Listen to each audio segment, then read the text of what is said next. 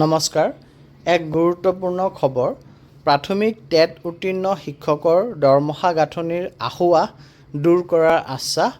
23 ছেপ্টেম্বৰত আসোঁৱাহ সংশোধন সমিতিৰে আলোচনা। এই হেডলাইনেৰে সৈতে এটি বাতৰি প্ৰকাশ পাইছে। বাতৰিটিৰ মূল কথাখিনি হ'ল যে প্ৰাথমিক টেট উত্তীৰ্ণ শিক্ষকসকলে লাভ কৰা দৰমহা গাঁথনিত থকা আসোঁৱাহসমূহ দূৰ কৰাৰ বাবে সকলো প্ৰকাৰৰ প্ৰচেষ্টা চলোৱাৰ আশ্বাস দিছে সমগ্ৰ শিক্ষা অসমে।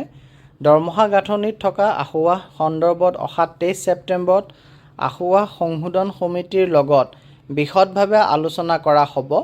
তদুপৰি টাইম স্কেলৰ বিষয়টো শিক্ষা বিভাগৰ অনুমোদনৰ বাবে প্ৰেৰণ কৰা হ'ব বুলি সমগ্ৰ শিক্ষাৰ তৰফৰ পৰা সদৌ অসম প্ৰাথমিক টেট উত্তীৰ্ণ শিক্ষক সমাজক জানিবলৈ দিছে। কালি সমগ্ৰ শিক্ষা কাৰ্যালয়ত সদৌ অসম প্ৰাথমিক টেট উত্তীৰ্ণ শিক্ষক সমাজৰ সৈতে হোৱা আলোচনা কালত শিক্ষক সংগঠনটোৱে উত্থাপন কৰা বিষয়সমূহৰ ক্ষেত্ৰত ইতিবাচক সঁহাৰি দিছে সমগ্ৰ শিক্ষা অসমৰ মিছন সঞ্চালক কাৰ্যবাহী সঞ্চালকে।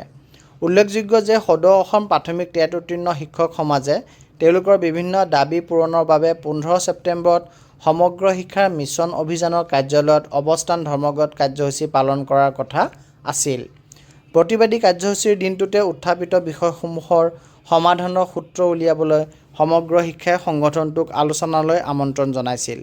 কালি হোৱা আলোচনাৰ অন্তত দৰমহা গাঁথনিত থকা আসোঁৱাহ আৰু টাইম স্কেল আৰু দুয়োটা বিষয় এমাহৰ ভিতৰত সমাধান কৰা হ'ব বুলি সমগ্ৰ শিক্ষা অসমৰ সঞ্চালকে উল্লেখ কৰে বুলি এটা সূত্ৰৰ পৰা জানিব পৰা গৈছে।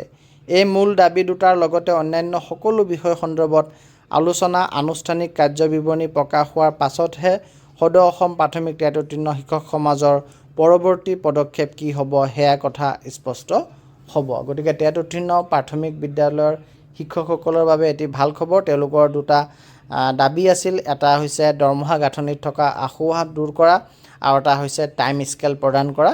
এই দুয়োটা বিষয়ে এমাহৰ ভিতৰত সমাধান কৰা হ'ব বুলি মিছন সঞ্চালকৰ পৰা আশ্বাস পোৱা গৈছে বুলি জানিব পৰা গৈছে। গতিকে ভাল খবৰ তেওঁলোকৰ বাবে।